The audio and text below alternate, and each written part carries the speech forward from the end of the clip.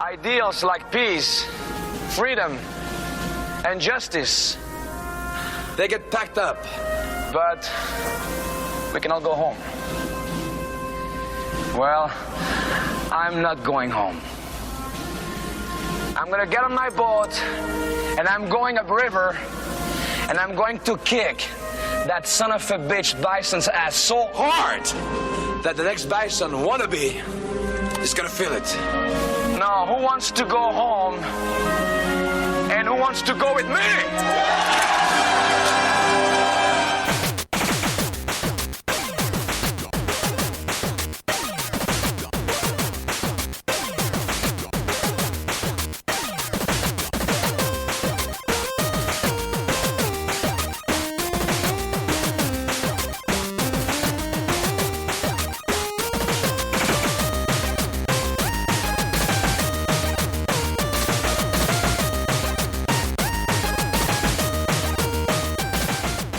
Welcome to the Rated G for Gamers podcast, episode 325. Before we start the show, we want to thank all of our wonderful fans who have supported us. And if you want to show support for the Rated G for Gamers network, you can find us on Patreon at patreon.com/Rated G for Gamers. You can also find us on YouTube, Twitter, Instagram, and Facebook at Rated G for Gamers. And finally, please rate and review us on iTunes and Spotify. We appreciate all the love. I'm your host, Dave Rotino, and this is my co-host, Dan, the podcaster formerly known as Classic Robinson. Well, you had to start the show. You didn't start the show off the way, the grandioso, big, welcome to Rated G. That's not a word. That's not yes, grandiose. Yes, grandiose is a word. No, grandiose. They say it in wrestling, so it's okay. They say it in wrestling. Grandioso? Okay. All right. Yeah. Grandioso. Yeah. Okay. I think The Rock said it on a promo. Maybe. Welcome to Rated G for Gamer. Don't worry. I'm not going to ask you, No, go ahead. Keep going. This is great. Never seen Dan do the intro before. Well, we did switch places. Oh, one time we did. That's right. And I killed it. That episode. That maybe the most downloaded episode out of our 325 episodes, Dan. I gotta say, it's up there. Not the most. It's like top 10. It's like top 10. It's like top 10, guaranteed. Maybe you know what? How about this? It's top 324. There we go. It's definitely top. There's one episode that is better than. Wow, there you go. There you go. Well, this episode we didn't even put this out yet, so it's not even. That's true. Well, I mean, people are when people are hearing it, they're hearing this conversation. So yeah, so you gotta do the grand intro, welcome to Rated G for Gamers podcast, episode 325, where me and Dan both agree that Super Mario World for the SNES is the best game of all time. Yeah. Editor's note: that's what you're supposed to. The views expressed in the intro that you just heard are Dan and Dan's alone. Okay, now back to the show. Well, what's going on, man? Hey, well,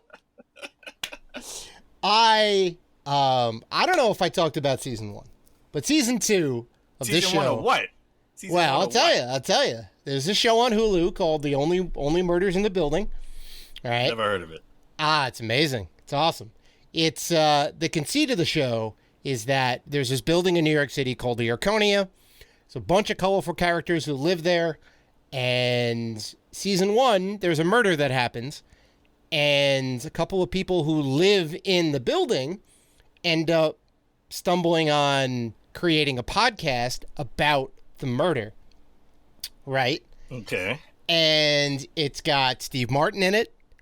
It's got I've seen that. No. Yeah. Steve Martin, the something short. Martin Short's in it. Martin Short. Right? Yeah. The wow, I should have had these prepared. Sting is in it in season 1.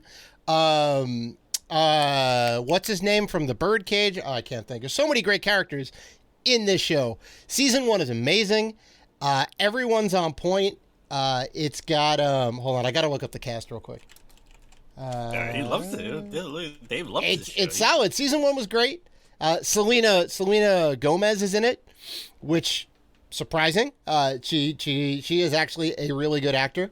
I love it. But season 2 came out. Basically, they do a new murder in the building. Only murders in the building, right? That's the whole like thing of it.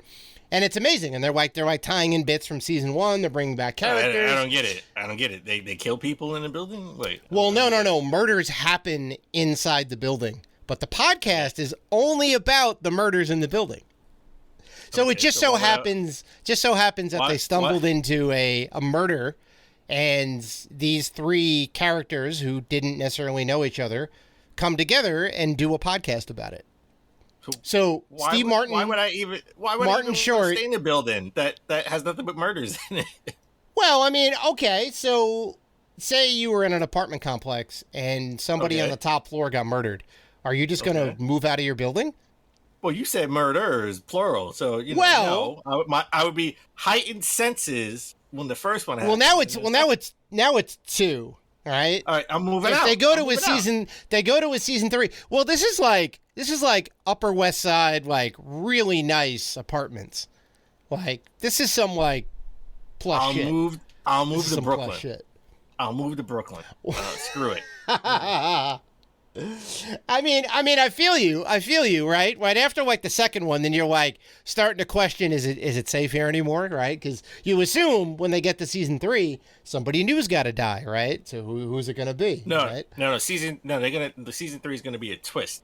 The person in season 1 really isn't dead. Now you got to solve why he's not really dead and what happened. Oh, why you have to watch the show. It's very good. Tie it all in. It's very good. I mean, it could. I hope they do like 4 to 5 seasons and then end it, because I could see it getting a little like hokey after a while. But well, you're in season 10 and it's like, damn, we need to move. Yeah, exactly. There's been 10 murders. Right. Yeah, they're gonna have to start solving murders outside of the building. Yeah, well then that kills the whole show. There was a murder across the street. Yeah. Only murders on the block, right? There you go. The name a little bit. There you go. But so you've been watching that on Hulu. Mm-hmm. I forgot this was coming out, and I binge watched all of season 1 of Resident Evil, the series, on Netflix. Oh, well, I heard some things about it. What are your opinions? So I watched it without hearing anything. Okay. Because I forgot it was coming out. So you came in fresh. All right. Good deal. Came in fresh. Didn't know. Good deal. And, they don't really have the same characters as the video games, right? And it's the show is about you in the present time, which is like, not present time. It's in the present time, like 2030s, 40s or something. You're in the 2040s, 50s. You're in the future. Okay. And then you have flashbacks of what happened. So it focuses on a main character named Jade. And then it goes back to when she was a kid, and they moved to Raccoon City 2, because they rebuilt City it. 1. Uh-huh. Yeah. There's something happened in Raccoon City 1. I wonder what that could be, Dan. Maybe a zombie apocalypse happened? Well, you find out they nuked it. Right, and it's like, no, they didn't. They couldn't have nuked. Like, how do you nuke a whole town and like cover it up, right? But you're in the future. Well, the cover up is the tough thing. Yeah. But you're in the future. But in present day, you're in the future, and there's the zombie apocalypse, and the zombies are different. The zombies are a little different. Sure. It's like they can't really see, but they can smell blood. So if you have like fresh blood, they like come after you, right? Okay. They can sense you. So. It's treated more like a virus, right? Mm-hmm. And I love it. I love the fact that like when they talk about the past, because the past, I think it's the 2050s, and then in the past it's like in the 2030s. So it's like 20 years, 20 year difference. So their past is still our future. Yeah, mm-hmm. And they're like, is it? And it's like a virus. Is it like COVID? And it's like no, it's nothing like COVID. All right, so I love it how they incorporate like. Current events is like, because COVID, at this point, COVID, was like 10, 12 years ago. Right. Mm-hmm. And it was like, was it like COVID? And it's like, no, this is a different type of virus. But they treat it like a real virus, right? Like, like after a while, the zombies can't see. but they can smell fresh blood, and they like dormant, so they're not like ravaging. They're just like dormant until they have fresh blood, and they're still alive. They're not dead, so they're not dead. They're alive. They just transform away. Okay. Right? Their brain functions. So they don't describe them as being dead or like Right. the living dead. They're sick, and they're trying to see. It's like, let's see. What we got to live with this, right? Like we live with COVID. We have to live with this. So like, let's see. Where the virus. How Do it they though? transforms. Can't they just nuke the city again? Right? Nuke the problem. No. It's the world. It got out to the world. In the future. Well. See, what's actually kind of interesting with all these zombie apocalypse things or whatever. We've never had a situation where we have a zombie apocalypse, but also have colonized another planet. Where is that? Where is our emergency evacuation plan? Why can't we have Mars or the moon? Where's our moon station, right? Why can't we just travel people up to the moon? We're not going to the moon. It's like everybody's on Venus right now because Earth has nothing but a virus. Wherever. I'll take it as long as it's hospitable and it doesn't have zombies who want to eat my flesh. I will go there. Well, as long as it's not like the Walking Dead. The Walking Dead, everybody has the virus. So if you die, you automatically turn to a zombie no matter what. Oh, is that right? I didn't realize that was part of it. In The Walking Dead, Shane. Spoilers from like 8 years ago. Oh no! Shane dies and then turns into a zombie. He was never bitten, so they find out. They find out. I think it was like season 3. They find out that everybody has the virus. Who was Shane again? I haven't seen that show in a while. I know. Shane was everybody's favorite. He was a bad guy though. Like he stole the main character's wife. Said, "Oh, he's dead," but he wasn't really dead. And he was the deputy to the sheriff. The sheriff was the main character. He was the deputy. Right. But he was like badass because he was just like I don't trust anybody. Screw that. Like it's a zombie apocalypse. Yep. You do like he was like really he took charge, and that's why a lot of people liked him. Yeah. You need an A-type personality in your squad sometimes. So, all right. Yeah, well, you haven't. He was type A and negative A. I will say I didn't like Jade at all. Like I didn't like her. Like she's the main protagonist, right? She's the main protagonist. Yeah, listen. Well, that's not a good look for your show. Listen, she screws up. Second to last episode, she kind of screws up big time, right? All right. Well, and let's wait for season 2, right? Raise the stakes. I'll be honest. If it was me, I'd have like, she's gone. I don't want her here no more. 86. I don't want her here no more. So she annoyed me as a kid. And she annoyed me as an adult. Okay. So I was like, I don't like her. With everything that's happening, I it's worth it. Yeah, screw her. I don't like her. All right. So beyond that, is the show good? Is there anything redeeming? Should I watch this? Tell me if I should watch it, because I was on the fence about it. Most of the Resident Evil stuff is kind of like voice the acting or the voice acting. If it's animated, usually not great.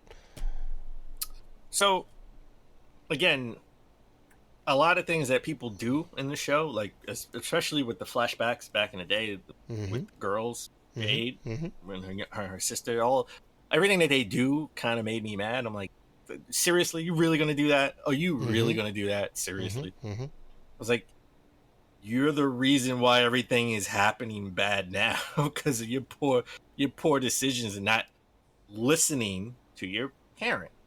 Okay. That's the thing I got from the show. Listen to your damn parents, okay? Your parents said, this is what you need to do, and they go and do the opposite. Okay. And they are the reason why the world is sick. Okay. I would say you should watch it. You're probably not going to think it's great, but you're not going to think it's trash on a Dave scale. You probably think it's okay. It's popcorn. Okay. There you go. Yeah, it's a popcorn watch in the background. All right, I got it. All right, I'll give it a watch. I've watched worse. I have watched much worse. So there you go. You've watched worse, so you can watch this. Okay. So, all right. Well, people watching or listening to this show, let's get back on track. Dave, we have an awesome show this week. Coming up, we're going to talk about Bayonetta 3 release date. It's been revealed. Ooh, and love it. We're also going to talk about Sony introducing a new loyalty program, which I'm not going to lie, when I first heard this, I didn't care, but I'm kind of excited the more I think about it. Yeah, I got some thoughts on it. But before we get into any of that, let's begin the show with our game of the year from last year, Psychonauts 2. That's right. I just want to say I take full responsibility for this news. You made this happen, man. It's all me. I tweeted Phil Spencer Double Fine like every other month about this. Yeah. So they said, you know what? Dan from Rated G keeps tweeting us. We need to make this happen. So apparently, Psychonauts 2 is getting a proper physical release this year. Yep. I think it's coming out. It's coming out September 27th this year from I Am 8-Bit collaboration Love that from company. the Collector's Edition. Love 'em. And they're getting a physical for the PS4 and the Xbox One / Series X. One of those. It's one of those boxes where it says Series X and Xbox One. Yeah, I know how much you love that. The Psychonauts 2 PS4 and Xbox versions they have their regular retail editions, and you have the collector's edition from I Am 8-Bit, and you have the vinyl soundtrack from I Am 8-Bit, and then you have the complete collector edition with the art book. Psychonauts 2, all from I Am 8-Bit. So pre-orders are up now for the special editions. I couldn't find a pre-order for the actual standard edition because I don't want the special edition. I just want the game. Wow. All right. So you're not that big of a fan, even though Game of the Year, even though you I love pushed this for game, it. I did push for it. I pushed and for it. you I pushed love the for game. it, and yet you just want the game case. I just want the game. It's interesting. I just want the game. I'm just kind of remembering a conversation we had last week about, people that want everything, or maybe not want everything. So you're in an interesting camp. And there's some people out there, who just want the case with no game. Nobody wants a case with no game. Yeah, it's useless. It's useless. But if they want the vinyl, but you know what? If they want the vinyl, they can buy it separately. That's right. They can buy it separately. And that is amazing. I am probably going to get the complete edition. I will get the vinyl and never play it because I have a shitty record player, which I need to rectify. I have a Sony record player that doesn't have a needle, but I'm afraid to put records on it because I got it for $1. Not disparaging Sony by any means, but I think it needs a little bit of work, and I'm not necessarily willing to put in the work. I have to spend. Lazy are we? Come on. Put the work. You're right. I am. But honestly, I think I'm going to get like a, Audio Technica, spend $100, $200, get a decent record player that just works. Okay. But in the meantime, I will be getting special edition to this game because Psychonauts. I mean, how could you not? So we are definitely over the moon. I know Dan more than me. He's been rallying for this for the longest. Why is there no physical for this game? This amazing game. It needs to be a physical. I will say, side note, it's like 100 degrees outside. Okay. Oh, it's hot. Global warming is real. Right. It's my grass outside is done. Okay. It's mostly brown, not green. Rip your grass. So if you see me wiping sweat off, it's because it's 100 degrees outside. All right, back on track. Games. I want to say I've been playing a lot of PlayStation Plus Premium Edition, which we'll talk about in the next segment. Games we're playing. But come to the dark side, Dan. I don't think there's any going back now. I jump between the dark and the light. Sometimes I'm a Jedi, sometimes I'm a Sith. So, right. But I am over the moon with this. If I am going to have a digital edition in my living room, I'm over the moon that Ubisoft is here to support it. As they are here to support a lot of stuff. Ubisoft supported the Wii U, right? They supported Games Pass. They supported Stadia, right? The first Stadia game was a Ubisoft game. That's right. That's right. Yeah, Assassin's Creed Odyssey. Well, Proto Stadia, it was the test run because you could play it in your Chrome browser. You could play Odyssey, and then it was like the first game. Yeah, that was on the platform. So, and now they're supporting PlayStation Plus Premium with they're gonna have over 50 Ubisoft for PlayStation Plus Extra and Premium by the end of the year. They already have 27 titles were included during the launch of PlayStation Plus, and they have 19 titles left to go. They'll spread out throughout the rest of the year. So this is exciting. I'm sure this is going to be like every single Assassin's Creed game ever made, right? Is all going to be in here. I don't know about that. I don't know about that, Dan. I don't want to put the cart before the horse, but we do we do have some other news about Ubisoft coming in a little bit. So well, you know what? We're later on we have some negative thoughts about Ubisoft, but before we get into that, let's stick with the praise. I like the fact that they're supporting both digital platforms and Games Pass and PlayStation Plus. So if it's good for the platform for sure.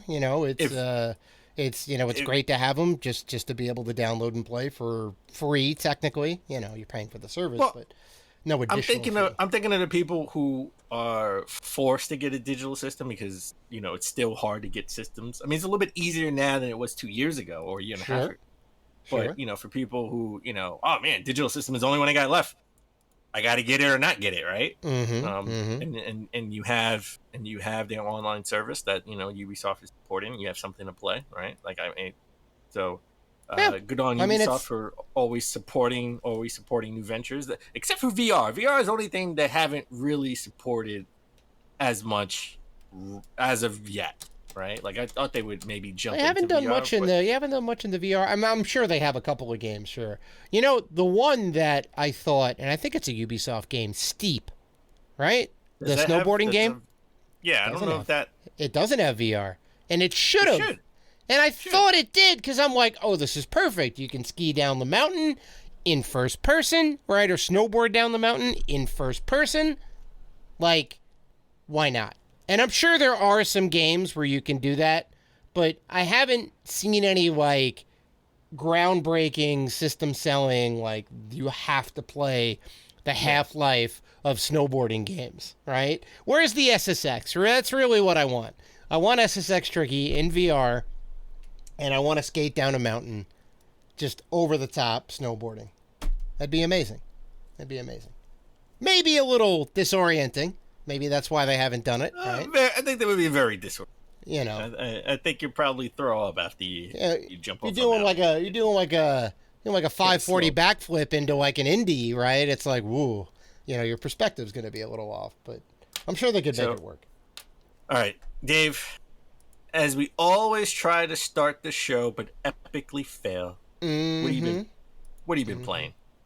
Well, I have a little bit of a gamer grief, which goes along with the game I've been playing. Ooh, gamer grief. Dave hasn't had a gamer grief in a while. I haven't. I almost never do. Not that I almost never voiced them on the show. What are you, the happy console gamer now? That's right. I'm the happy console gamer. It's all right. I don't disparage. No. So I went out last weekend, right, to see my parents, and it was great. I spent the weekend out there. I always bring the Switch, whether I play it or not is whatever, but I want to have some games just in case I get to play. And I popped it out on the way back, and I haven't played the Switch in a long while, so it hasn't been connected to the internet, which is the way you communicate, and every time you play a game, it connects to see if you're able to play this game, right? Okay. Even if you have the physical disc, in certain cases, you still have to connect. If there's an update for it or whatever, it knows there's an update. Sometimes you're forced to get the update and whatever else. So long story short, right? So I'm riding on the Long Island Railroad. They don't have free Wi-Fi on the trains, which get with the times. Come on, make that happen. So I couldn't connect to anything. Even at the stations, I couldn't connect for a second to get on to be able to get whatever key I needed to be able to play the game, right? Whatever bullshit. So what I did was I tethered the Switch to my phone, used my phone as a hotspot, wasted some data, downloaded the game. Well, I shouldn't have to do any of this bullshit. I own the game. It was a game. I had the physical copy of it. Shouldn't have had to do any of this bullshit. I should have just been able to play the game. Who cares about the update? The update's not needed. It was a single player game. It had I didn't have to do any of it, but I had to do it to play the game because I wanted to play the game. So I said, okay, I'm going to go ahead and do this. So Wait. So you have the physical in your cart. Yep, I have it in the system. And it wouldn't let you play because it can't validate online? Well, there was also an update which they said was required, which I had to get for it. Whatever. I couldn't just play the game. No, of course not. Can't be that easy. No. Can't be that easy. So I was mad, but I wasn't gonna let Nintendo beat me. So I won. All right. I went through the hoops and I made it happen. I don't think this was a WrestleMania match. Trust me. I had to get the Nintendo Switch. I had to grapple with it, right? And I had to get it up and toss it over the ropes, get it out of the ring, right? Did you hit it with a rock bottom and a Stone Cold Stunner? I hit it with a rock bottom, hit it with the Stone Cold Stunner. I did the Hogan Atomic Leg Drop. Right, I did the Rikishi. No. Yeah, I did the Rikishi butt bomb. Yeah, the stink face. Right. I did the spear on it. I did the tombstone pile driver. I did everything. Did the hammer swing. I mean, come on. Before you started, did Michael Buffer come in and say, "Let's get ready to rumble"? Oh, he certainly should have, because it was a knockdown, drag out fight. In this corner, I beat it down. We have Dave Rotino tired and pissed off on Atlanta Road. In this corner, we have the Nintendo Switch that can't connect to Wi-Fi. Oh, I did the. You know how I got it out? I did the 619. Well, okay. I did the 619 to it. So I say all that to say that I got to play Slay the Spire, the card deck building roguelike game. I know I've talked about it before. Love this game. I got back into it again. I love it. It's amazing. I hope they make a sequel. I really do, because it's super unique for what it is. But it took me like a good 10 to 15 minutes. I'm not being hyperbolic. 10 to 15 minutes to play a game, physical game that I own, right? In the Nintendo Switch. Well, that's like they gotta work on that. They gotta work on that. That's an actual real wrestling match right there. 10 to 15 minutes. There you go. So you can tell a story. There you go. Okay. Mm-hmm. You would have not been disappointed in that pay-per-view card. All right. Got it. Mm-hmm. So what have you been playing, Dan? That's what I've been playing. Slay the Spire on the Switch. Love that game. I beat Mafia the Definitive Edition on the PS5. Hey! I'm so happy. You only got a couple missions left. I had like 3 chapters. Three chapters. Mm-hmm. Was the ending good? The ending was good. Okay. I want to say that the ending to the game portion. Mm-hmm. I thought something was going to happen. It didn't happen. Okay. But the ending to the story, the cutscenes, it happened then. It just happened much later. Years later.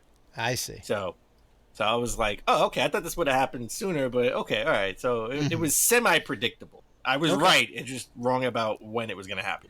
All right. So, all right.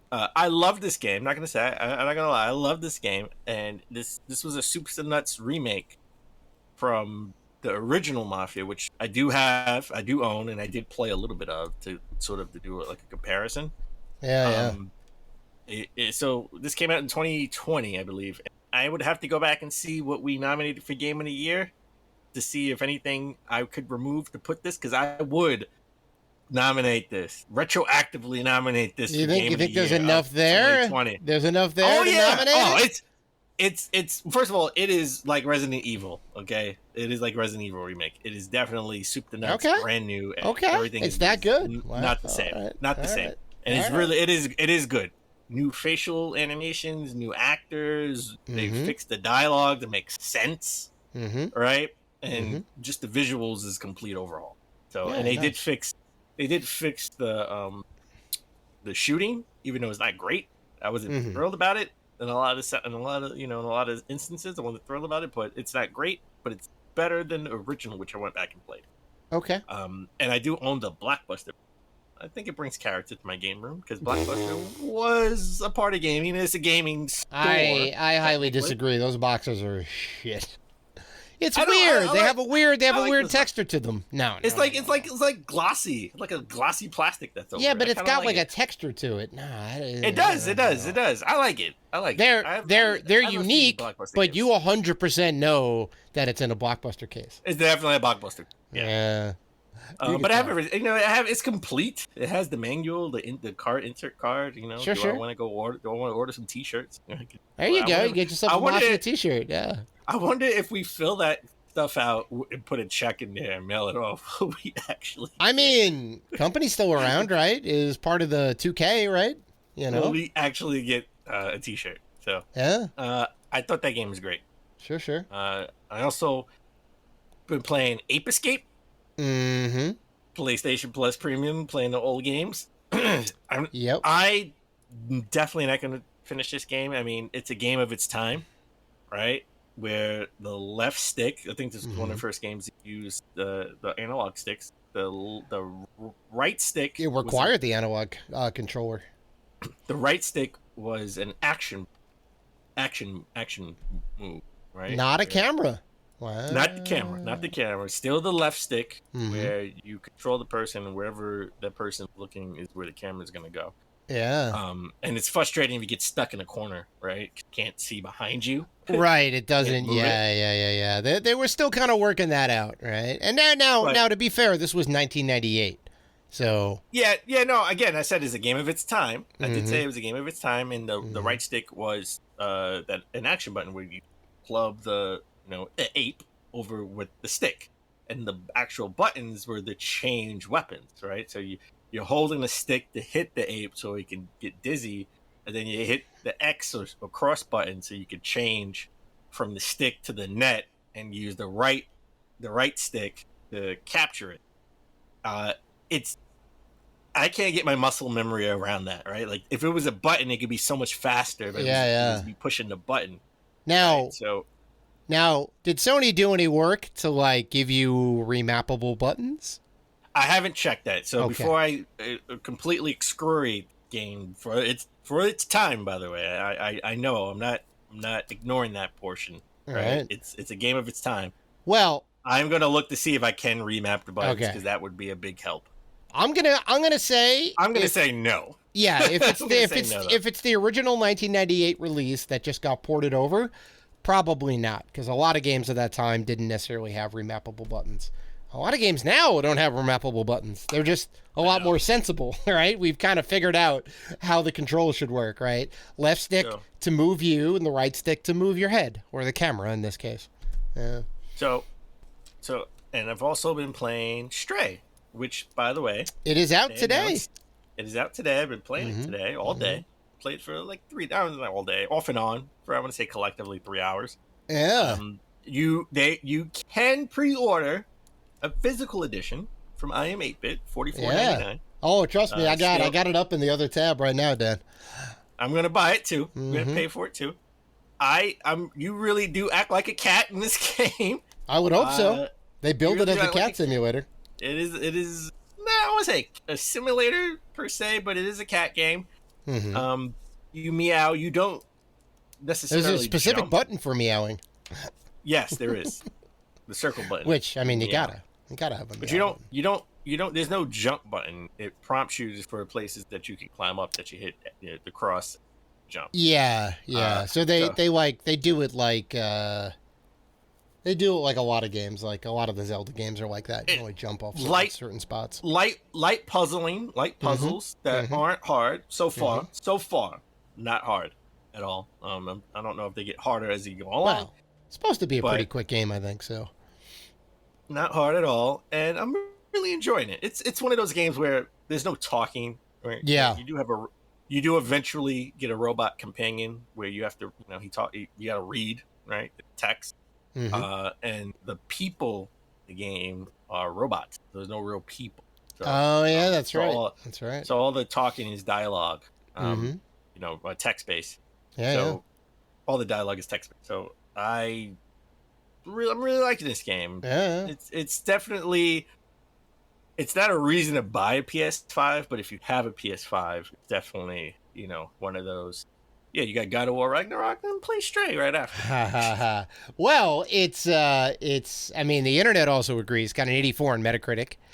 And if you have, which I know this is how you're playing it, if you have the PlayStation Plus Extra, whatever version or whatever that is, the second tier at least, you can play it for free. Extra. You can play it for free, right? Otherwise, it costs $30, so it is a budget title.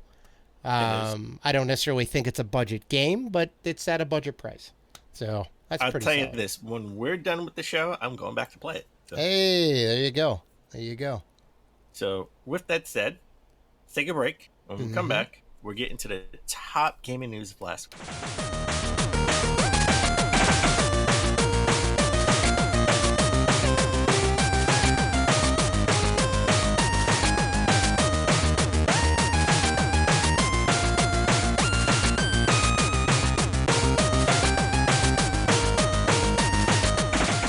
And we're back. Dave, let's get into the top gaming news of last week. And let's start with Bayonetta 3. We finally get a release date for Bayonetta 3. Bayonetta 3 was famously shown off or announced that it was in production by G at the Game Awards in 2017, 2018? By Reggie. I think it was 2018. 2018. Reggie famously came on and said that was Bayonetta 1 and 2 for the Switch together. For the Switch. And the announcement of Bayonetta 3. And then now... I think he said he was stepping down. Oh, maybe. Yeah. And then 3.5 years later, we finally get the release date. So we finally get the release date. It's launching October 28th, 2022. We know. I mean, now the holiday season is shaping up, right? Like it's shaping up. We got for Nintendo or in general?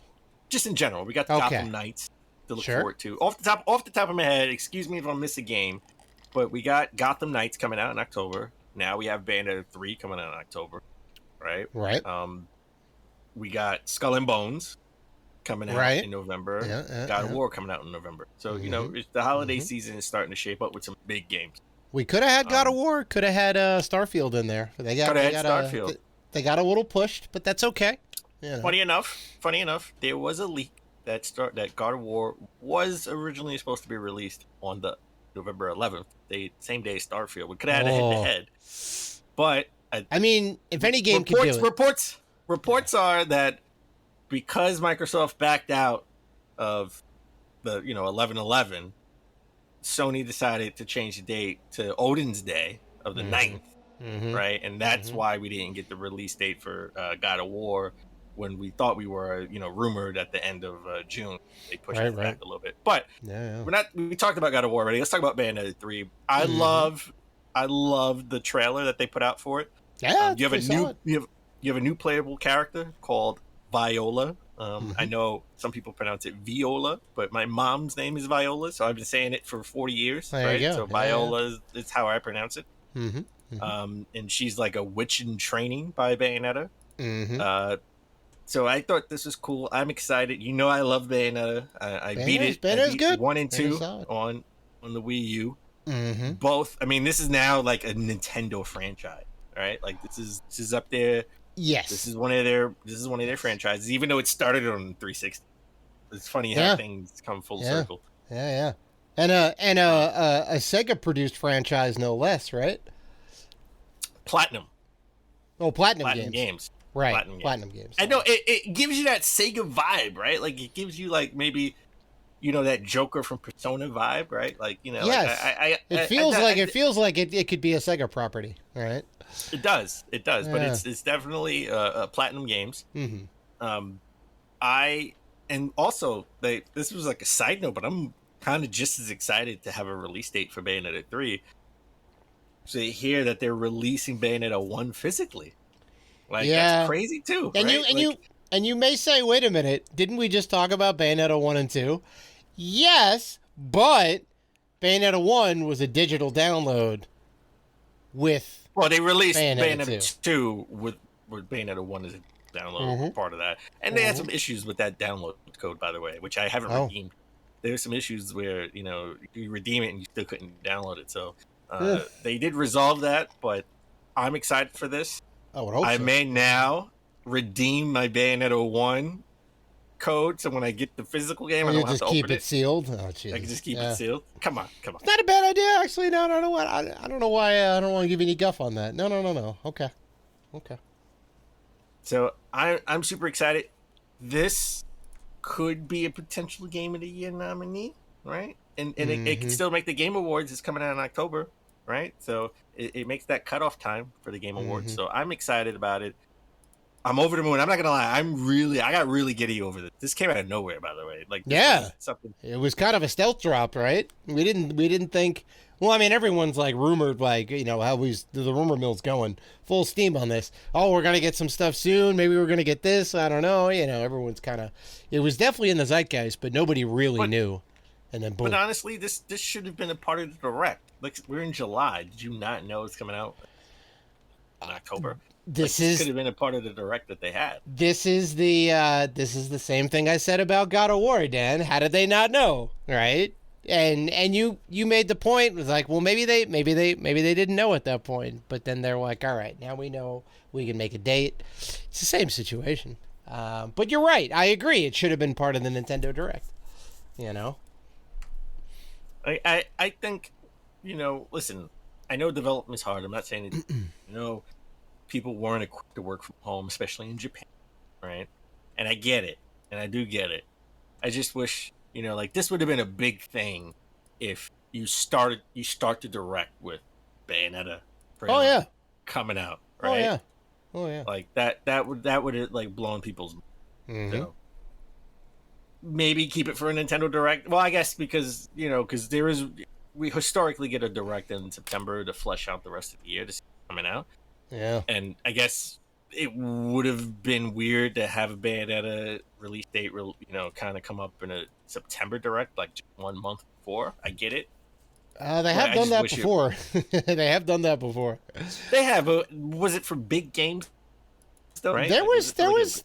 Yeah, I can't necessarily think of what, but I know there was like things like when it's coming out in a month or two, and I'm like, oh, okay, maybe not a Mario or a Zelda or anything, but some substantial stuff. I can't think, but I remember seeing it and like, wow, it's coming out like real soon. I'm like, okay, but I think they want to put hype out for the game because some people thought. Yeah. Since we haven't really heard anything or seen anything in a long time, right? Like there was issues with development, right? And there was about there being issues with development, but the developers saying there are no issues, don't worry about it. But we haven't heard anything, and it's all about because this now is a Nintendo franchise, we have to do it on their terms. So I want to transition for the next story to the all digital feature that's coming, that we are trying to stave off a little bit. And I know I've dipped my toe or my whole foot, my whole left side. I knew you would, Dan. You resisted it for so long, and I'm like, look, the convenience of digital online downloads are, it's kind of nice. All I need now is a Switch that's an all digital Switch. That's all I need, right? I have my Xbox Series S and I have my all digital PS5. So all I need is a Switch that doesn't take any physical. Just doesn't have a cartridge slot. Yeah. And it was super convenient to play Mafia because again, like I have in my living room, I have PlayStation 5 digital edition, and then I have the PlayStation 5 with disc down in the game room. So if I'm upstairs, because I work in my living room, full disclosure, my office for my 9 to 5 is in my living room. So when I have some off time or it's a little bit boring, I may pop in Mafia on the TV. In the living room. You just flip the seat around and go boom. Yeah, pretty much. That's exactly what I do. It's exactly what I do. I just turn the seat around and I just play Mafia until there's something to do. Oh yeah. And then when work is over and I don't have to field phone calls and emails, all I got to do is do my save data to the cloud, and go downstairs to the game room, download my save data, and play Mafia. Right. Nice. So that was super convenient, but. The convenience, you gotta, there are pros and cons for everything, and you have the convenience of, you don't have to, you could just download it, you play it anywhere. But with that comes what happens when they start delisting, right? Because you're not paying to own the game digitally. You're essentially renting the game, right? I know you're paying $70 like Well, everybody else who buys the game, you're paying but for a license, yeah. You're paying for the license, right? Yeah. And this is evident by this next news story, which is Ubisoft.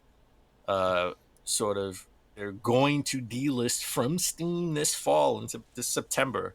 Oh, Assassin's Creed Liberation. there is no sort of this game is being taken down. So, not just Assassin's Creed Liberation, right? This is one of many that Ubisoft is delisting. They can't. There's like 20 or 30, 40 there are lots or of games that they're going to delist, and listen, I get it. You know, like you put all this money. Dave always tells me, you know, you got to have money to support this stuff. And I said, you know, why are you going to take Netflix off of the Wii, right? Because you put money keeping it running, right, updating it on an old system, and same thing here. You know, like why they're going to put all this money in supporting old games when they could put that money to putting out new games and supporting current games. Well, I get it, because that's essentially what this is. I mean, Assassin's Creed Liberation is a really old game. I mean, you know, that was like 5 girlfriends ago for me. I love how you put that in that context. Yeah. Well, I'm just saying, you know, that particular girlfriend more than 10 years ago waited in line to buy a special edition Vita with Assassin's Creed Liberation in it for me, right? Like that was like super long ago.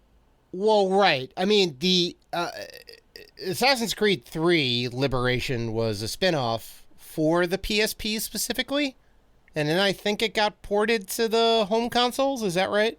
No. It was a specific game for the Vita. And then, the Vita. Okay, so they gave her the Vita.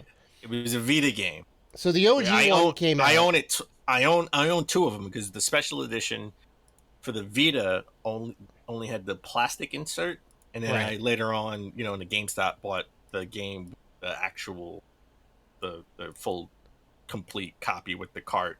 You gave me the little plastic insert thing, I think, for it. I think I did, and then games, you're like, I'm gonna help you start your collection, and you gave me that little thing. Those and I'm like, those were early on, and then Yep.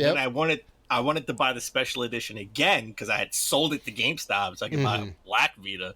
And I said, you know, later on when I became a full-time collector, and I was like, what the hell was I thinking? You know how much is that worth? I'm not gonna sell it, Dan. Don't worry about it. So I spent the money to get the whole special edition Vita over again because I know it'd be worth even more later on. So I said, let me bite the bullet and spend it $200-$300 now to buy the special edition with the little insert. I want everything I had that I sold to GameStop. All right, so I own 2 versions of Assassin's Creed Liberation. Okay, not the HD version because it's for the Vita. Right. So the OG came out in 2012. The HD version is the one that's for the home consoles, right? 360, PS3, Microsoft Windows. That came out in 2014. Still 10 years ago. Still 5 girlfriends ago. Right. Still a little bit ago. 4 girlfriends ago. Because, you know, still a little bit ago. 2012, 2014 is 2 years in between. Right. And, yeah, so they were they were in some hot water. I think we talked about it last week or the week before, maybe, or whatever. They were delisting a bunch of other games, but they had to clarify. You know, they clarified and said, "Look, you can still get the games, but like the DLC and the multiplayer stuff, we're going to deactivate for some Assassin's Creed games and a bunch of other games that are kind of getting up there in age." So that kind of sucks. You know, people that have purchased the stuff and maybe they have a console where they didn't download it yet. Now they can't access that stuff. They paid for it. Now they can't get it. You know, that kind of sucks. I have to say, because you paid whatever the price is for it, right? You know, that's it's not the best thing in the world. You know, you sink money into a game and you're like, oh, I really like this game. You know, okay, I want to support it. I want to get some stuff. You know, I want to buy some stuff, use it in the game and whatever else. And now I can't have access to it anymore. Which is annoying. I think the HD version, only a digital by the way. Well, there you go. There you go. So now you can't even. Physical. So now you can't even. Now you can't even access it anymore, right? Because it's not going to be accessible. At least they're taking it off Steam. I'm assuming it's coming off of other platforms as well. I'm assuming it'll be off the PlayStation Store. Unless and it was the, no. and I the think it was a Xbox part of Store. it. I think it was a no. You know what? That's not true. It was a part of a compilation. It wasn't a standalone. It was like it was part of the compilation. Well, let's see how long that compilation sticks around, right? Because you'll probably only be able to get that like secondhand now, right? I bet they're going to stop producing that at some point in time. But yeah, like I think you're right. I think there was like maybe like 3, 4, and Liberation were in a pack together. Yeah. Yeah, because they had the Ezio collection, which was like 2 Brotherhood and whatever the third one was. Yeah, no, it's Assassin's Creed: The Americans Collection. Yep. That had Assassin's Creed Liberation HD, so that was the only way you could get it physical to get the collection. Right. Or, Right. Okay. Yeah, so I mean, like the all digital future is coming, my friend, where they can delist stuff. I mean, the Disney collection was delisted, right? Like that sucked, and we didn't even get a physical for that. Even though I do own all of those games physically for the original NES, right? But well, still, I mean, sure, yeah. I mean, I own a bunch of those games too, but you know what I was going to say about all this, and I think this is interesting because this Ubisoft thing made me think of this particular point. I haven't really thought about it that much. You know, it's always like when a company does something that's anti-consumer, I'm gonna be upset, right? Because we are the people, we are the gamers, we are the ones buying these games. We should have access and the rights to be able to play them, right? I was talking about with the Nintendo Switch. I have physical games that I can't play because the internet sucks, because there's no Wi-Fi or whatever. Why do I need to be connected? I have the game, it's installed. Why do I need to connect to the internet so Nintendo can say, yes, you can play this game, right? Like, that kind of sucks, right? Because what happens when inevitably Nintendo shuts down those authentication servers, right? When the Switch 7 is out or whatever weird new Nintendo thing is out. It's going to be the Super Switch. Thank you very much. Well, this is like, I'm talking like 7 generations past that.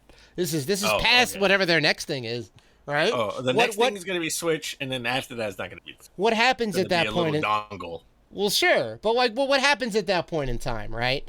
Like, I get, you know, you had kind of touched on like, well, it takes a lot of money and whatever to have these servers and all that, and I'm like, well, okay, but like, what about situations where, like Rockstar?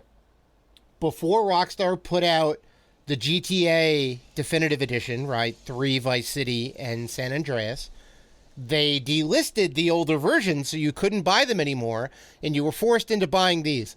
And what happened? It was a hot pile of trash. And what is it now? It's still kind of a hot pile of trash. You don't have the option of buying the other ones anymore, right?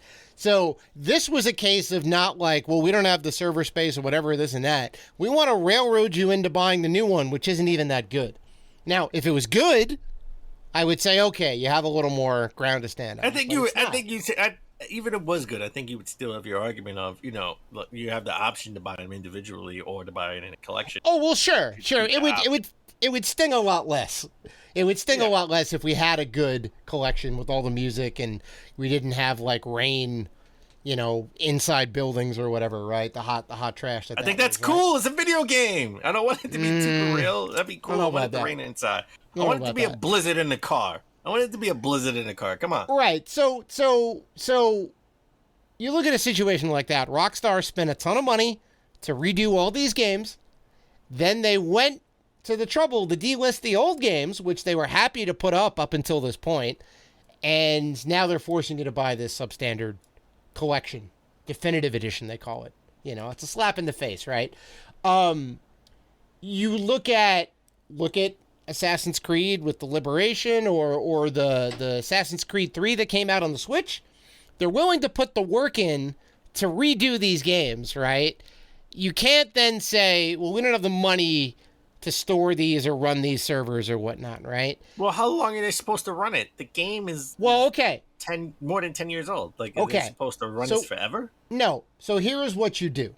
You spend a little bit of money, you get a small team together, and you take out all of the things that are needed for validation, for authentication, for whatever else, you sunset the game, right?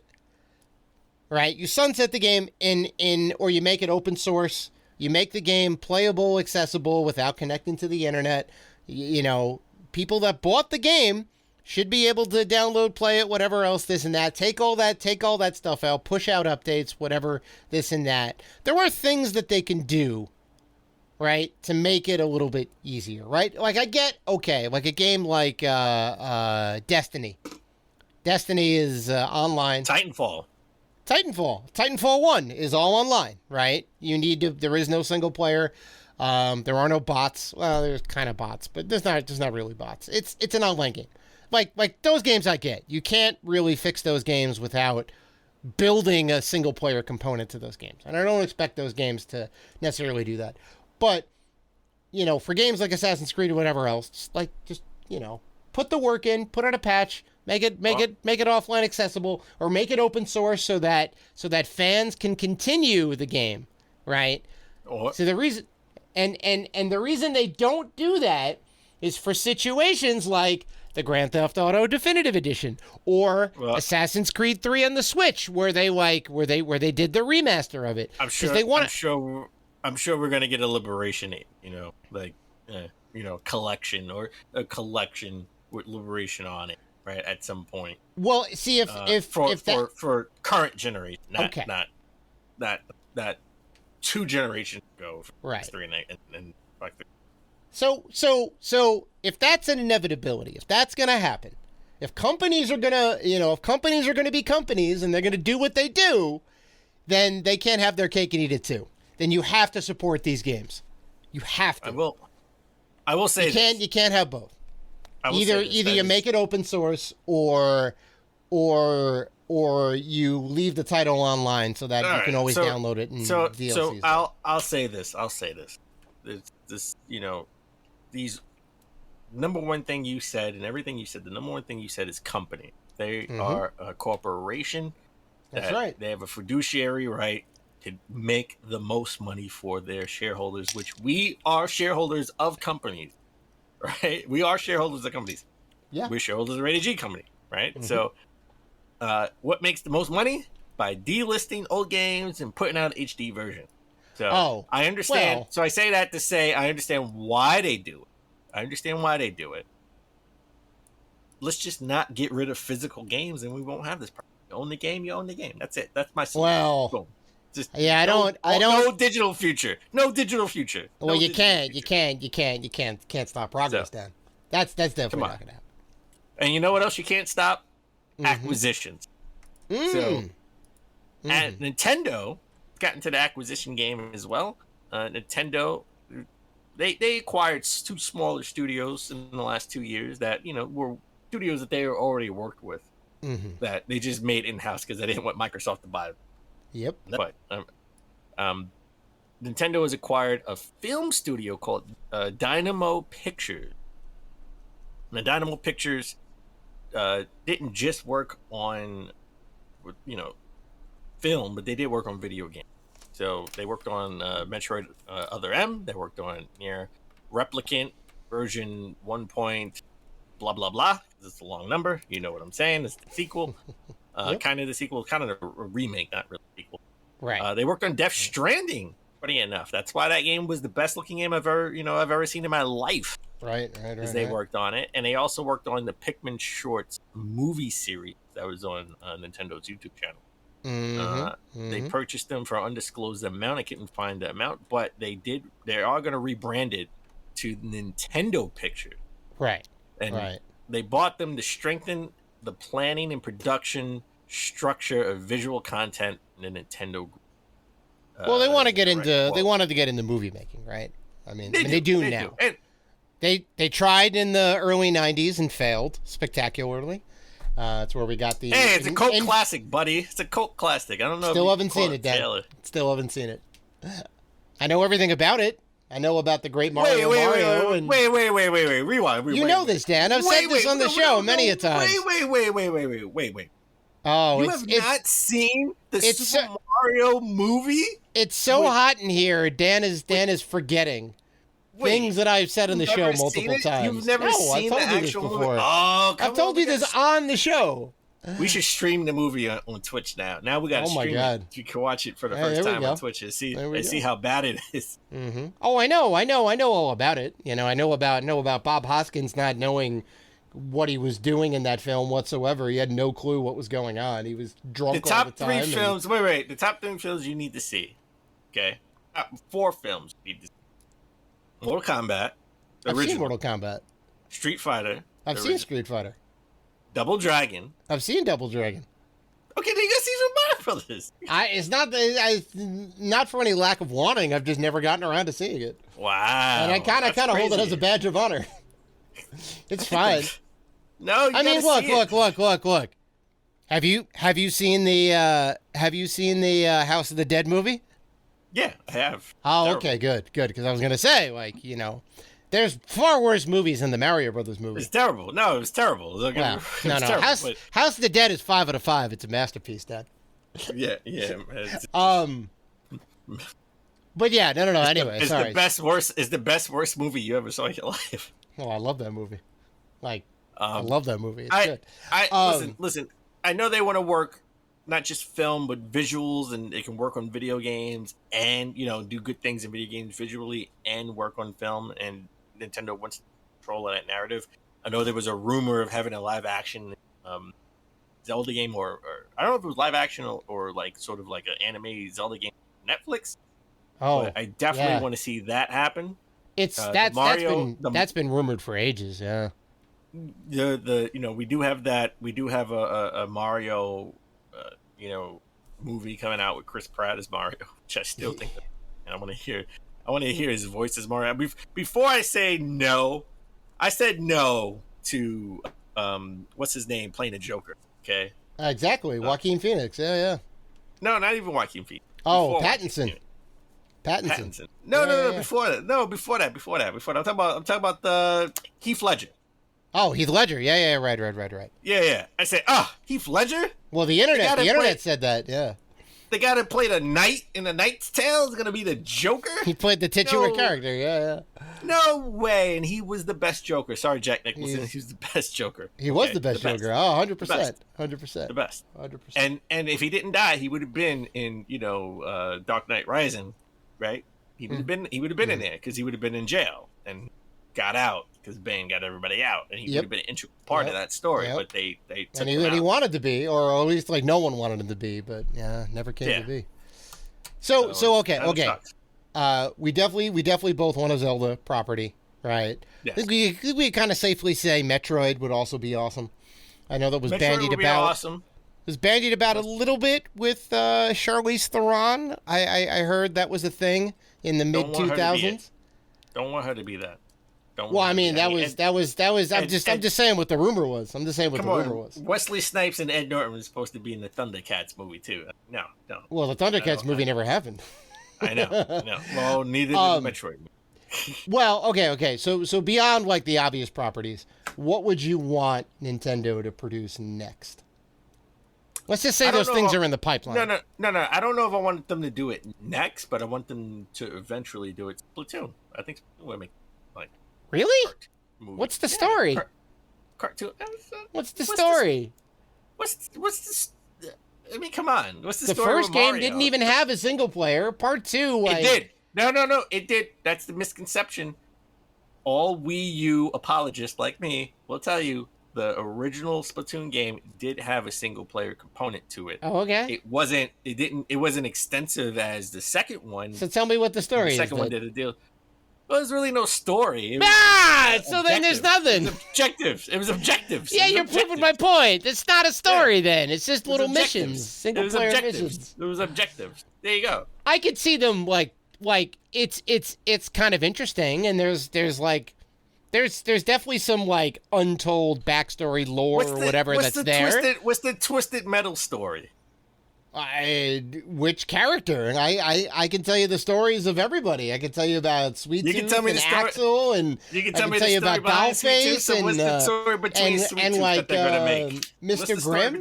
Have you not played Black or any of them? They all have intros and cutscenes. I have not played Black. I've actually not played Black. Oh my god, Black's the best one, man. Well, you know what? You know what? They all have stories. They all have stories. Let me ask you a question. You just by playing Twisted Metal 1 and 2. Mm-hmm. What's the story with those guys? I'm not going to go into all that now, but they have them. You don't know because they didn't have stories. They do. They have intro cutscenes and they have outro cutscenes too. Every single game had them. Sometimes they were live action, like in the first one. Sometimes they were CG, like in Black. They didn't have extensive stories. Okay, so they had a story, Dan. They had a story. They had a story. You know what? Splatoon is an open canvas for someone to come in and create literally an open canvas is the paint. You know? No. I'm with you. I'm with you. I want But you have to get a good screenwriter in there to build something out of that, right? The bones are there. The bones are there, but it's not a full like Legend of Zelda. You know what to do, right? There's Ganon, there's the Triforces, right? There's Princess Zelda. It's easy. Right, you put that all together. It's not that hard. You got a good director in there. You're done. Right, Splatoon. You got to do a little more work. But okay, I could definitely see. But you know what? You don't have to do more. You don't have to do more work. All you got to do is put on with a coherent story and fit the Splatoon people in it, right? Compared to doing a story with Zelda, where you're handcuffed to this story with Ganon and Zelda. You're not handcuffed to it. Yeah, but you have a lot of lore. You can make anything you want with Splatoon. You can make anything you want because there's nothing. You can make anything you want. I mean, like creativity-wise, I'll give you that. But but 10 out of 10 times, Zelda's a more interesting story because there is one. That's what everybody wants to see. You know, I would be interested to see what they could do. Mario's also interesting. Well, I think Mario's a little less interesting. Because there's a lot less narrative in the game, right? What do you do in every game? Well, Princess Peach gets captured, and you got to go save her, and you hop on some Goombas. That's the story every time. That's all it is. There's nothing in the middle. It's all action. And Luigi can jump really silly, and you have a talking mushroom. Talking mushrooms, yes. Toad into it. You may or may not want to smoke. That's true. It's true. And you have a lizard with a long tongue. That's a dinosaur. Yes. Okay. Yeah. All right. You've just told me characters. There you go. Well, so many things you can do. Okay. So you wanna see Splatoon. I will say outside of the kind of whatever. It'd be cool to see Kid Icarus. It'd be cool to see Donkey Kong. Oh, get out of here! What's the story in Kid Icarus? What's the story in Kid Icarus? It's Greek mythology, right? He flies too close to the sun and his wings melt off. But okay, so that's it. The story of Kid Icarus is he gets all these weapons of power and he goes to defeat Medusa. Right up in the high on Mount Olympus, and then you save Princess Palutena. Well, it's great. Splatoon, and then the boy becomes a man. There's your story. Splatoon, you got the squid versus the octopus. The octopus is the evil villain in here, just like the Little Mermaid. Okay, all right. You've convinced me, Dan. You've convinced me. They gotta make a Splatoon movie. You can have a love story in there. The Little Mermaid. Just copy that with squid. You could squid on squid love, or squid on octopus love if you want to get crazy. There you go. With some interspecies stuff. Well, I tell you, you know what? I never get National Geographic on the show, but I tell you this. All right, I'll tell you this. Something I didn't know. Dan's gonna get National Geographic on the show. Did you know that octopus are actually living aliens on Earth? Because their DNA isn't of Earth. So scientists think that octopus DNA came from the asteroids. What do you mean it's not of Earth? True story. It's that unique that... It is. But they think... They highly hypothesize that their DNA was on the asteroid that killed the dinosaurs. And And then that's what eventually evolved into an octopus. Yeah. Interesting. Okay. Wow. All right. That would prove So- the existence of a lot of things. Now you're Yeah, blowing my mind. well, Right I still think they're because there are these little pods in the islands, the Caribbean islands. They're like yeah. huge. I say little, but they're obviously huge pods. Right. Like Little in comparison to like the U.S. or Canada. Yeah. Well, well, they're just a little in comparison. It's like a bay. Yeah. Like the size, of these pockets with caves and stuff, and people going missing, and there's like locals thinking that it was like an octopus with a shark head, and just there are thousands of species that we just haven't seen. There's millions. Yeah. Yeah. Well, I'm gonna be modest to say thousands, but yeah, there's Sure. lots of species that we haven't discovered yet. I think because they say it can't be a shark because a shark can't fit through those caves. I still think it's a giant octopus that we just haven't got on camera. Just like a giant squid that we just got on camera in the last like 10, 12 years, 15 years. Right. So I think it's a giant octopus killing people in those huge like holes with like, the size of having like a lake. Right. With caves and I'm getting all like I'm getting all geographic. It's much more to me than just games and wrestling. I watch understand, man. I watch Shark this is a Week new too. side. I love Shark Week. Come on This now. is Shark Month. Yeah, I do. So speaking of that, one of my favorite games on a Genesis, and don't make fun of me. Screw you, because this game is great. I love the I called it the flipper games. No I love the judgment. Dolphin. No judgment. I love Okay. the Dolphin. Echo the Dolphin. Oh, look at the Dolphin. On- That was on the awesome, Genesis. man. Oh, no, now. the first game sucked. To be honest, in retrospect, the first game sucked. It was hard. It was really hard. Disagree. I don't think it sucked. It may have been difficult. It was it was unquestionably difficult, but I love that. Sure. And hopefully, Echo the Dolphin and Echo the Dolphin CD that was on the Sega CD will come out on the newly announced Sega Genesis Mini 2 for North America. We knew it was coming out in Japan. We talked about it like a month ago, but they just announced it for the US, and they will have over 50 classic games. It will be coming out October 27th. Another system coming out in October. So this holiday season is shaping up. Yeah. Sega Genesis Mini 2 will have the 6-button gamepad with over Thank you. 50 games. They're doing it right. 6-button With controller. And Sega CD game. Which means that, because I don't think any of the Sega CD games required a 6-button controller. That means fighting games. If Street Fighter is on here, fighting games. Games. That's not a Sega CD game, but yes. Oh no. Well, no. Eternal Champions CD. Is that what you're gonna tell me? Fatal Fury Eternal CD. Champions. I think they were all 3-button fighters. Maybe not. But it definitely means fighting games that would benefit from a 6-button controller will be on here. So maybe a Super Street Fighter 2 or the Championship Edition or Fatal Fury CD, which was awesome. Lots of potential. With some games that we do know, Sonic CD, Shining Force CD, love it. That game is super expensive. Sylpheed, also very expensive.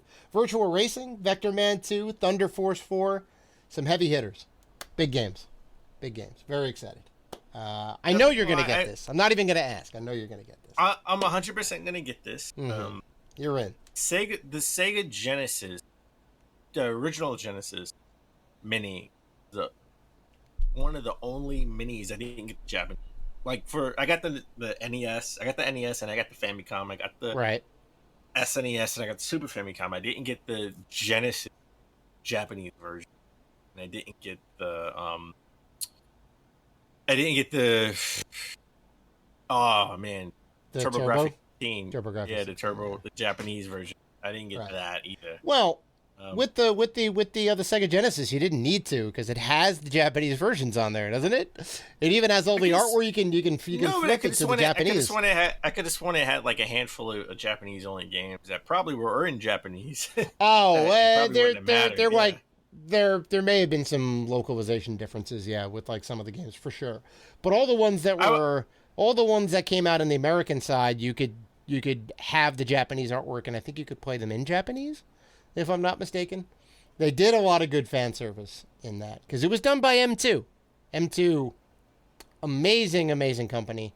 They did a lot of the good Sega ports or remasters or whatever. They did the virtual racing that came out on the Nintendo Switch, and they did some of the Sega Ages games.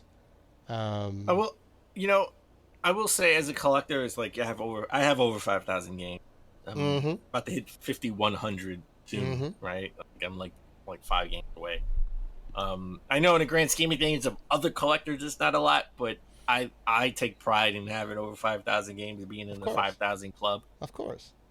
Like what would I have a lot of heavy hitters too, but it's like what would I want to collect for next, and like PC Engine that like I'm keeping an eye on that I kind of really want. PC Engine's expensive.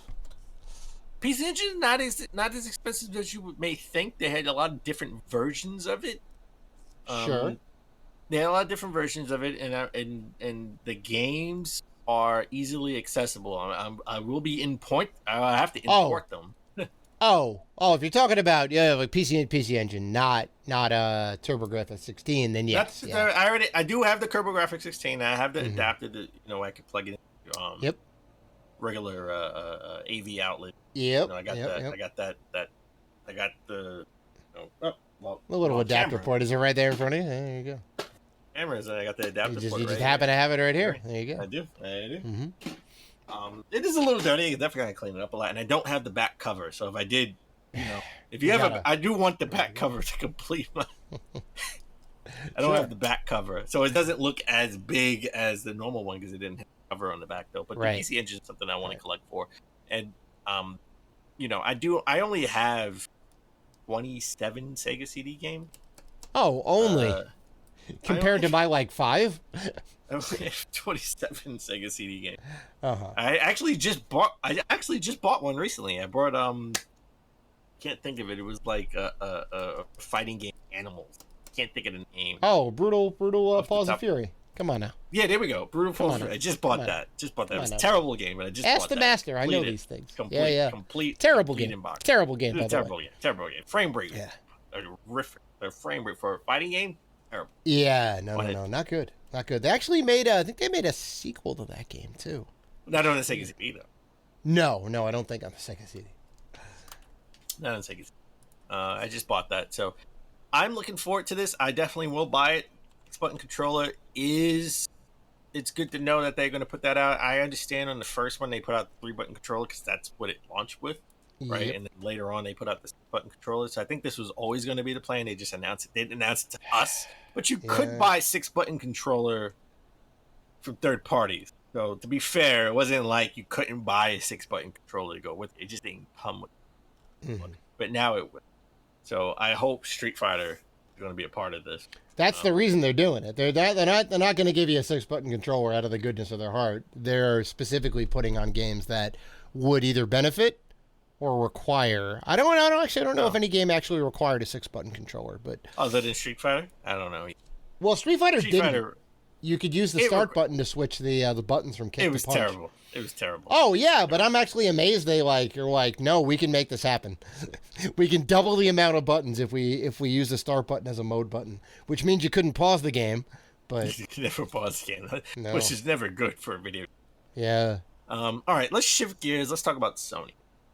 Sony just new loyalty program called PlayStation Stars. Yeah, brand new loyalty program, which is it will start later this year. Free to sign up. Players will be able to complete objectives, with some as simple as just playing the game once a month to earn points that can later be redeemed at the PlayStation Store or for other rewards, while other sort of reward or campaigns just have you playing the game. Some will require you to win tournaments to earn trophies, or even be the first to platinum a blockbuster game or / first party game in local time zones. Points can be redeemed in a catalog that may include PSN wallet funds like PlayStation products. and this is the exciting thing. This is the thing I really want to focus on. A new type of reward called digital collectible. They're a digital representation of things that PlayStation fans, may enjoy, including figures of beloved and iconic characters from games and other forms of entertainment. That's the thing that I'm focused on, because digital collectibles, to me, have the seeds for PlayStation VR Home for PlayStation VR 2. Okay, so let's explain, because a lot of people may not realize, because it was very short-lived, what PlayStation Home was. It was a virtual environment, not like VR goggles, but it was a virtual environment. You make a character, you log in, and you'd have your little home. You could display stuff, but if you wanted to do anything, like if you want to go bowling or whatever, you would have to walk to the bowling alley, and you'd see other people bowling, and then you would wait for a lane to open up, and then you could play. So you had to interact with the game world. I would not only talk to other people, but watch the E3 presentation theater. In the theater, right? Yeah, you could kind of sit down. Everybody made fun of it. They had a lot of problems because you had to do everything in kind of real time. Well, I mean, it was like that too, but the fact that you had to wait to do things, or you had to physically go to the theater to see something. People didn't necessarily like that. I thought it was a cool idea. My condo was on point. It was all right. My condo was on. I mean, but it had some interesting ideas. Certainly not the first company to try it. There's Living Worlds. There's a ton of things that are like Living Worlds that they've done before. Second Life is kind of a full-fledged MMO where you're kind of doing that. You're in this world and you're kind of doing stuff.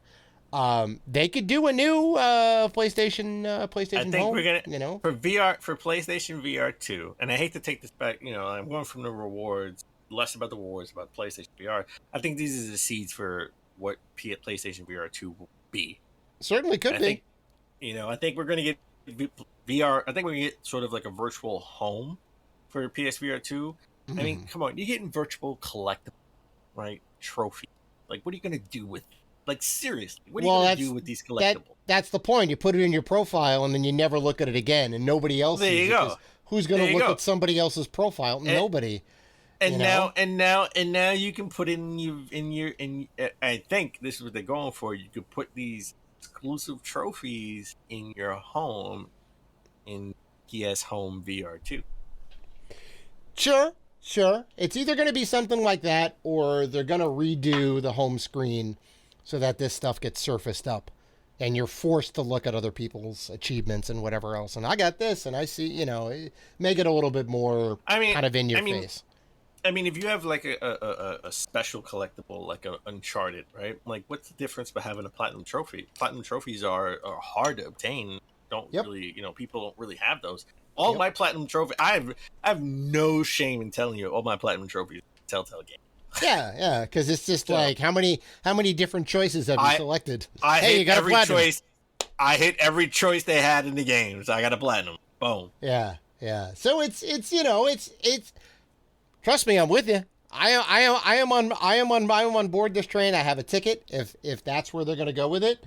The cynic in me is going to say no. And actually, you always going to be a Debbie Downer. Well, let me ask you. Do you know that Microsoft has this same program? Yes. Okay. Oh, you do know that. Oh, okay. I do. And it's actually integrated, and it's funny when we were going over the show notes and this and that. I was like, oh, I should see how many Microsoft points I have, because it's integrated into Windows and it's also on Xbox, and you can do these challenges. I know, but they don't promote it, right? Like I forgot about it at first. I knew about it. It's not in your face, and it's also it's also not really game-centric focused. It's a lot of, hey, look up some stuff on Bing and get some points, or do this and watch this trailer and get points. The whole thing is garbage. The whole thing is garbage. Early on with the 360, you get points and you can buy stuff, right? I think that was when the Edge browser or Microsoft or Internet Explorer 11, they were trying to kind of integrate, get support for it. It's all garbage. You get like almost no points for doing anything. You never get enough points. You can get like gift cards and whatever else eventually, but the grind on it, it's just not worth it. So it doesn't even like you need at least like 7,000 points to get like a $5 gift card, and every challenge is at most 30 points. So do the math. I'm just saying if this is coming later this year, this sets the for PSVR for next year, right? PSVR could be early next year. I know you wanted to. You predicted it would come out this year. I said this year's a bit too soon. People can't even get a PS5, and now PS5s are we talked about that too. Not easy, but easier compared to a year and a half ago. Get, right? I mean, I got the PS5 digital edition. Like it was sat there for 3 days. It wasn't sold out, and I got it, and then finally it was sold out. So, it was regularly in stock on PlayStation Direct. So it's in stores too. I was in GameStop the other day, and they said, "Hey, do you want a PS5 bundle? Because we have PS5s in stock." And I was like, "No, I already have 2." so they're coming out. They're being easier. They're easier to get, and I think now is the time to set the seeds for sort of like a PlayStation home style, right? Where you can have these collectibles and they make sense because we already have trophies. We have trophies. Yeah. If you're not going to give me points to buy digital games to go with my digital system, what's the point of having collectibles that are rare? Why would I care? Right, a platinum trophy is rare. Right. Because like who's going to see them? Yeah. So yeah. I mean, I don't think the rewards are going to be anything great other than the digital collectible stuff. I feel like it's going to be like 10,000 points to get a freaking $5 gift card, and it's you get 5 points per achievement you do. It's going to be a grind. So it's so sad. Microsoft does it already. They've done it for a long time and don't promote it. They don't put it in. Sony's about to do this. This is something that Nintendo. This is up their alley. I can't believe. Well, no. Nintendo has it too. They have the club points. They have their club. Well, it's not club anymore. Whatever it is. Things, but club points and this is different because this just from playing a game for once a month can get you points, right? Yeah. Like you don't get that with Nintendo. So I would think Nintendo would be like, hey, look, Splatoon, mostly an online, multiplayer centric game, even though there's single player elements to it. You play it 6 months straight, once a month, you get a certain amount of points, and you can redeem, buy mini games, this is something that's up Nintendo's alley. I thought they would be the one spearheading this. Microsoft and Sony would be followed behind them. So it's kind of sad. I honestly thought to myself, I said, Nintendo should be doing this. Like this is something they should be doing more of. Like they should be the leaders in this because this is up their alley. Yeah, in my view. I mean, yeah, for sure. So. All right, last news story. I've been, listen, I haven't been searching for these. These are things that have just been popping up, but I thought they were interesting. Wow. You search for one, and then all of them come. All right, search algorithm knows, Dan. So, there was a recent study conducted by the Spades Challenge. Okay. They used the user score data from the top 2,000 highest rated video game aggregate site Metacritic determined the greatest share in gaming history. I've been taking these surveys about the best game in what state, the best franchise in what state, the best game console in what state. But this is super interesting about the best gaming year and how they did it with Metacritic scores and stuff. So, and it's we should note that Metacritic didn't start until like 2000. So yes, and there isn't really a good reliable source or resource to aggregate scores before that because it was mostly in paper format, right? In like Nintendo Power Magazine format, or from websites that are now defunct. So kind of hard to get that info. It'd be nice to see someone do that, but so the best gaming year, between 2003 to 2009, is what they're going. And it's a very abbreviated period, but sure. Winner, was 2003, with the most popular gaming year, with games like The Legend of the Wind Waker, in North America, I have to say, because it did come out late 2002, and then in North America and other regions came out in 2003, so that's why they're counting it for 2000. Just in case you're a Japanese listener in Japan, listen to the show, and you're like, hey, Wind Waker came out in December over here. Yeah, that doesn't count. Yeah, every other territory came out in 2003, in March of 2003, I think. SSX 3, right, which is a great game. I know you love SSX. Mario Kart Double Dash, Star Wars Knight of the Republic, and Max 2. Max Payne 2? Yeah. Solid. So I think this is more of I know they're using Metacritic scores, but I think this is something that is debatable. And I want to go through 100% all the debatable. years. Yeah. All the years with top 3 games in each year. Okay? That North America released, by the way, because some release dates may vary. Right. Maybe from the previous year if it came out in another region. I'm only taking it from North America, releases from a Google search. So if you're screaming, if you're listening to this and you're screaming at the your phone or your headphones or your computer saying, no, that came out the year before. This is a quick Google search of a North American releases. Right. North American. Yeah. All right. So don't blame me if this came out in the year before in your region. So 2002, top 3 games, just off the top of my head, Metroid Prime, the first one, Mario Sunshine, and Ratchet and Clank. And then we got 2004 with Half-Life 2, Halo 2, and Metroid Prime 2. Half-Life 2, one of the highest rated games of all time. I mean, a game is a masterpiece. 2005 with Resident Evil 4, Shadow Colossus, and Jigaiden Black. 2006, the original Gears of War, Bully, and The Legend of Zelda Twilight Princess. 2007, this is a blockbuster year, I'm telling you. You got Mass Effect, Bioshock, and Super Mario Galaxy. Oof. So that's a blockbuster year right there. I'm gonna say that's the best gaming year of all time, right? Like to me, that's up there. That's up there. 2008, you got GTA 4, Gears of War 2, and Metal Gear Solid 4. And in 2009, you know what? I changed my mind. This is the best gaming. 2009, you got Batman Arkham Asylum. Uncharted 2, the train sequence. Yeah, I know. Train sequence at the beginning is great. Yeah. And Resident Evil 5. So that's good. That's good. I know the Metacritic scores show, over 200, 199 top rated, games that came out that year, and I named 5 of them. Wind Waker, the Knights of the Old Republic, or in Mario Kart Double Dash. But I'm gonna say, for me, just on the list, I'm not even looking at all the years, ever.